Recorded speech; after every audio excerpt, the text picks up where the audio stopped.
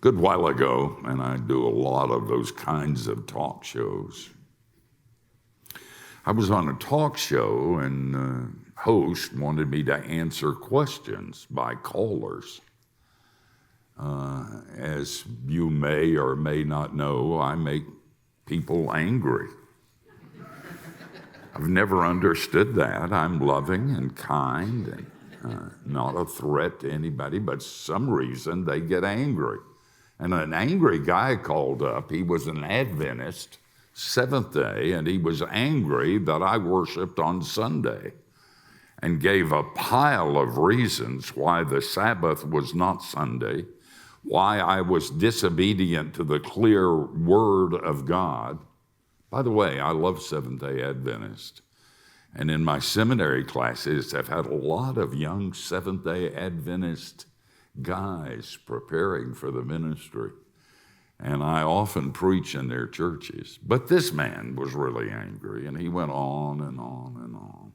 And then he challenged me, and he said, "Who told you that Sunday was the Sabbath?"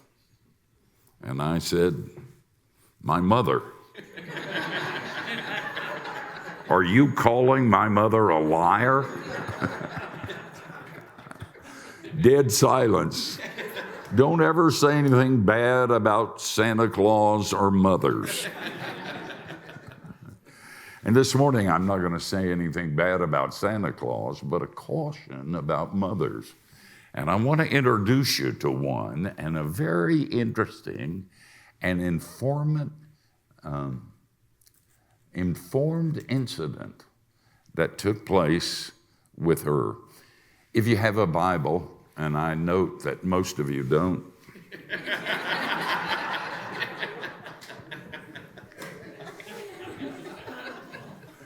there's something to be said for self-righteousness. And you have no idea how good it felt to say what I just said. So you're going to have to trust that I'm reading it right. It's from the 20th chapter of Matthew, and I'm going to start at the 20th verse. Then the mother of the sons of Zebedee came up to him with her sons, and kneeling before him, she asked him for something. And he said to her, "What do you want?" And she said to him, "Say to these 2 sons of mine that they are to sit, one on your right hand and one on your left, in your kingdom." And Jesus answered, "You don't know what you're asking. Are you able to drink the cup that I drink?" And they said to him, "We are able." He said to them, "You will drink the cup, but to sit at my right hand and my left is not mine to grant, but it is for those for whom it has been prepared by my Father." And when the 10 heard it, they were indignant. Indignant at the 2 brothers. But Jesus called them to him and said, "You know that the rulers of the Gentiles lord it over them, and their great ones exercise authority over them. It shall not be so among you, for whoever would be great among you must be your servant, and whoever would be first among you must be last and your slave, even as the Son of Man came not to be served, but to serve, and to give his life as a ransom for many."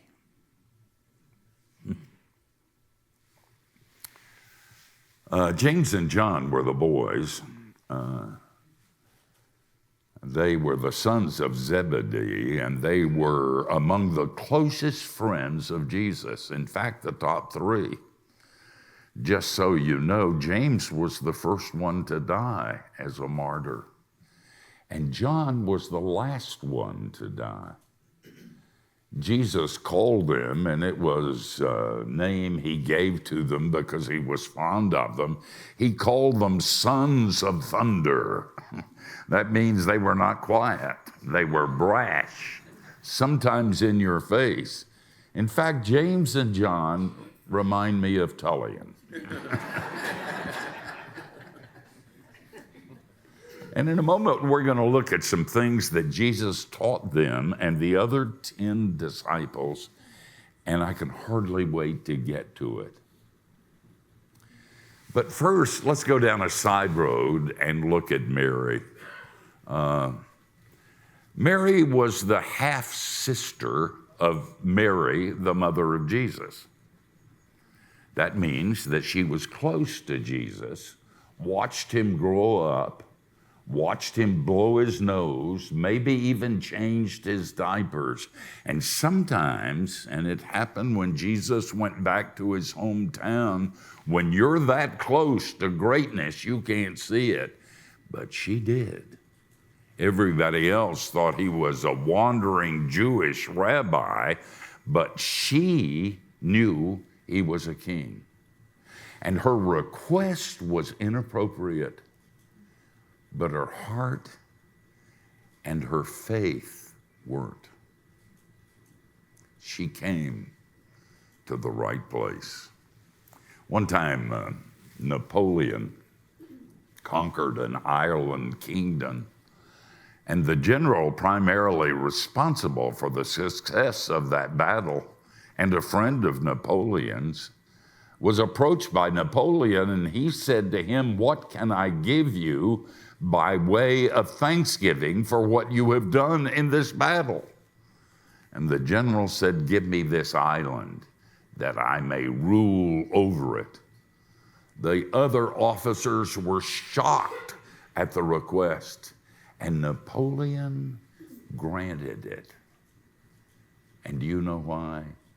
Because he said of the magnitude of the request that honored me. I may have told you before, but we have a daughter, Jennifer, who years ago, the day she was born, was very sick. She had a blood count rising rapidly. She had a leg that wasn't getting nourishment, and they called a specialist, and he said in 20 years he had never seen a leg like that. And the doctor said, "Mr. Brown, if you know how to pray, you probably should." I didn't. But I'd met some Anglican charismatics shortly before that time, and they knew how to pray. And so I went to them. And I never forget their joining hands and going before God in a language I didn't understand. But in the English, they said, "Father, our brother has a little girl who's in trouble. Could you intervene in Jesus' name?" The next morning, the doctor called, or my wife called me from the hospital. And she said, "Honey, did anybody pray last night?" And I said, "Yeah, they did." And she said, "The doctor came in early this morning and said, this is miraculous. The blood count is normal, and the specialist is no longer worried about the leg." In those days, I was a liberal intellectual. You have no idea what an incident like that will do to the mind of a liberal intellectual. I was probably a deist. I knew there was a God, but I thought he started it and went on vacation. And all of a sudden, he intervened in my life in a special way. And first, I didn't understand, because I had friends who had babies, and those babies had died, and they loved God, and they served him, and I didn't. And secondly, the God I thought was on vacation had specifically entered my life in a wonderful and miraculous way. Those charismatic Anglicans honored God by the magnificence of their request. Have you done that? We do almost anything, but we really don't believe God answers, so we go everywhere else. Don't do that. Tullian prayed about a sovereign God before we began this worship service, and He is, and He's good all the time, and He will be honored with your request. Your boy's gay, your girl is transgendering, you lost your job, the doctor told you you had cancer, the dysfunctions of your past are coming back, you failed and blown it, and you think God is through with you. Listen to me. Honor Him with the magnificence of your request. All right. I get Mary, by the way. As I said, Mary was the half-sister of Mary, the mother of Jesus. But she reminds me of my mother. When we get home, I'll introduce you to her. Betty, my friend, was close to her, and they loved each other. My mother was mean as a snake. I mean, she said awful things to my brother and I, but if you said them, she'd break your face. When I was in grammar school, I had a teacher who, and it started early, who was angry at me for some reason. I hadn't done anything, treated me terribly, and I told my mother. And my mother said, "She's your teacher, respect her." But the next day, unbeknownst to me, my mother visited that teacher and scared the spit out of her. All of a sudden, that was the nicest teacher I'd ever had as a kid because of my mother. My mother, and this is true, read the Bible in the morning and Spurgeon at night, and in between, she taught me how to cuss. Now, that's a good mother. But let me tell you about her. Boy, she stormed the gates for her boy. She's just like Mary. Father, give them favor. Keep them close to you. Honor them. Help them to do great things for you. My mother didn't hear what Jesus said about that. If she had, she maybe wouldn't have prayed that prayer. Jesus, can you drink the cup I can drink? That, of course, is the cup of rejection and suffering and the cross. And the boy said, of course we can drink your cup. And Jesus said, you don't even know what you're asking. Besides, it's not mine to give you. My Father's going to decide that somewhere down the road. And then the disciples, their self-righteousness, insufferable. How could they? They're probably not even saved. After all that Jesus has done, they had the gall to come before Jesus and ask for the right hand and the left hand of his throne when he gets it. And Jesus heard it. And he said, guys, come here. Now, I don't believe Mary was there. After her initial request, she is not mentioned anymore. She's gone. And you don't know, but I know, because Jesus is a friend of mine. He said to Mary, Mary, we'll see. You have things to do, and I know how busy you are. I'm going to talk to these guys for a little bit, and I'm going to let you go. And I think she left. And then they had a come to Jesus talk about self-righteousness. And what Jesus taught is so cool. I can hardly wait to share it with you. Listen, and it'll change your life. The first thing Jesus said, in order to get what you want, you have to stop wanting it. That's crazy. You want to be great? You want authority? You want people to look up to you? Then quit wanting it. Mark Twain was one time talking to a group of very wealthy businessmen, and he said to them, someday, men, you will meet someone who has nothing and is happy. And at that moment, you will know that you paid too much for your whistle. My late mentor, Fred Smith, and I miss him a lot. I did his funeral. Did I tell you? And he showed for his funeral. A week before he died, knowing that he was dying, he recorded a video. And it was in Dallas, and there were these big screens all around the sanctuary, few thousand people there. And I look up, and there's Fred grinning. And he said, seeing as how there's so many people here, it'd be a shame for me not to say something. And he presented the gospel in a simple and wonderful way. But Fred, and I heard him say a lot, wealthy people are the most miserable people on the face of the earth. And the first time I heard him say that, I said, but of course, that's what riches will do to you. And he said, no, it won't. If you've got money, it's better. But the problem with the wealthy is that they've spent their lives getting there, and when they got there, it's not what they wanted. He said, a poor man has hope.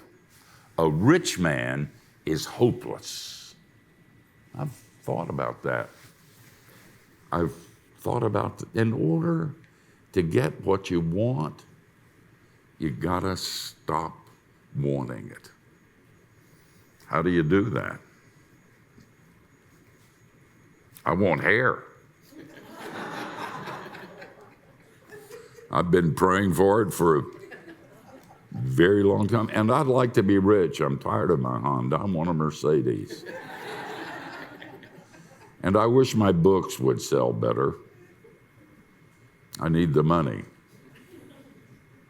I wish I would be praised and honored in the right circles. How do you get over that? You get over it by the first law of wing walking and the principle of substitution. The first law of wing walking is this. This is airplane wing walking, and the law says, don't leave hold of one thing until you've got a hold of something else. And the something else was Jesus. And it's not a religious thing. That would be not enough to fix it for me. It's not a church thing. That, heavens, won't be enough. When I was a pastor, there was never anything I couldn't fix without a few funerals. It wasn't being nice or even being obedient or even righteous. It was being hugged by Jesus and being able to walk with him into every dark place and every sin in my life. That's worth a fortune, and it's worth more than hair. In order to get what you want, you got to stop wanting it. And the only way you can stop wanting it is to find something greater, more amazing, more precious, more exciting than what you've got. And then there's another thing that's going on here. Jesus said, in effect, if you want to be righteous, quit trying to be righteous. Paul Tournier, the late Christian Swiss psychiatrist, was speaking to a group of Christians, and he had a Q&A session at the end. Somebody asked him, Dr. Tournier, do you know of Christians who don't live it? And he said, but of course, me. He got it. And therein was his greatness. I have a friend, and she's an amazing artist. I always knew that. She does her art in clay, and her pieces are breathtaking.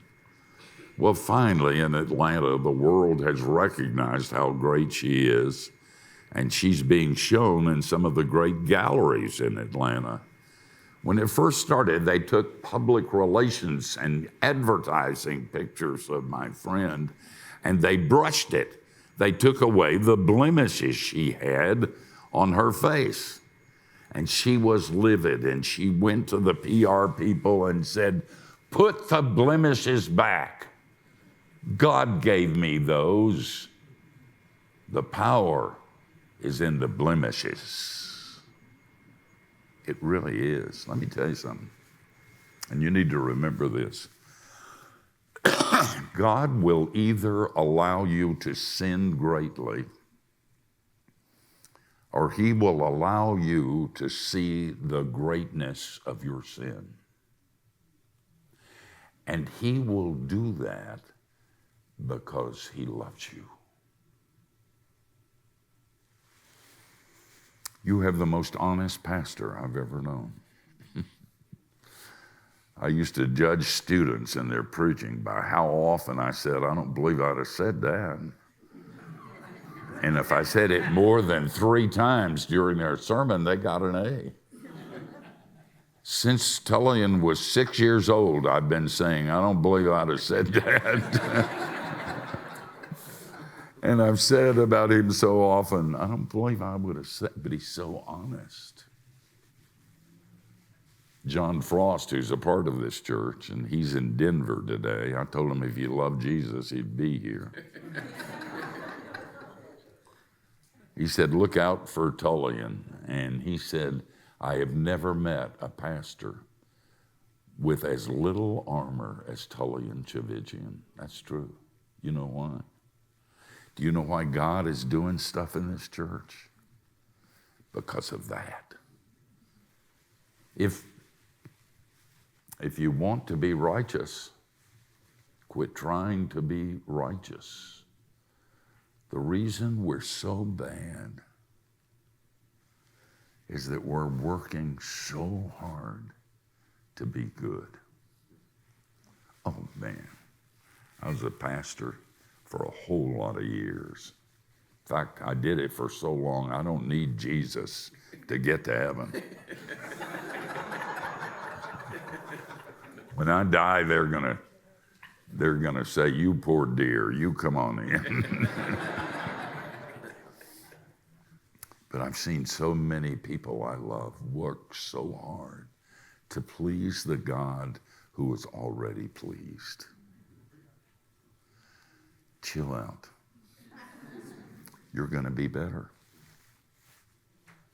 Deal with it. You can't do anything about it. You're going to get better, and someday you're going to look like Jesus. So forget about trying to be righteous. Just dance and sing. That brings me to the final thing that is implied and taught in this particular text. Jesus said you got to be a slave. So if you want to be free, you got to quit trying to be free. It's not an intentional act. It's a gift that you live in and you don't work for. Somebody sent me the greatest statement, and I love it. It said, she danced like nobody was looking. But we were looking, and she looked like she had had 12 shots of Jack and had been caught in a spider web.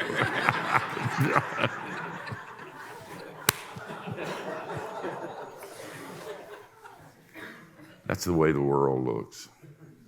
You know why?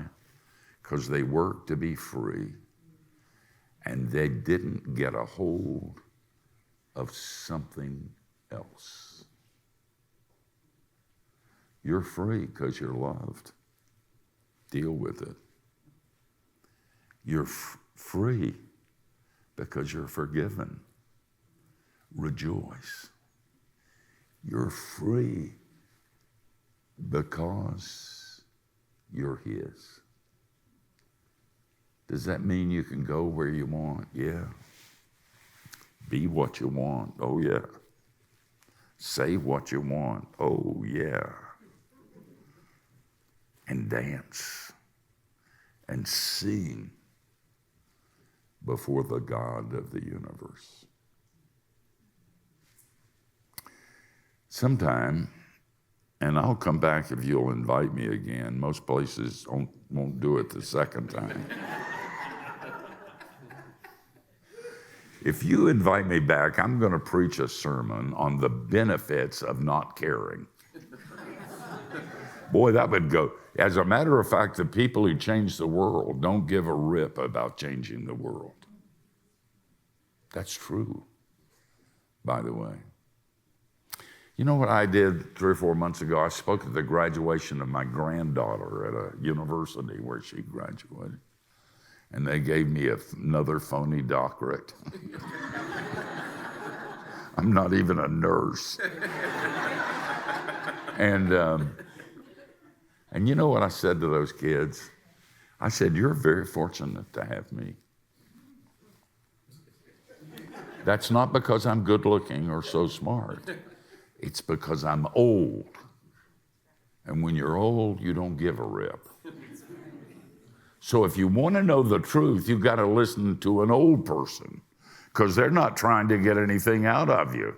They're not trying to manipulate you, and they will tell you the truth.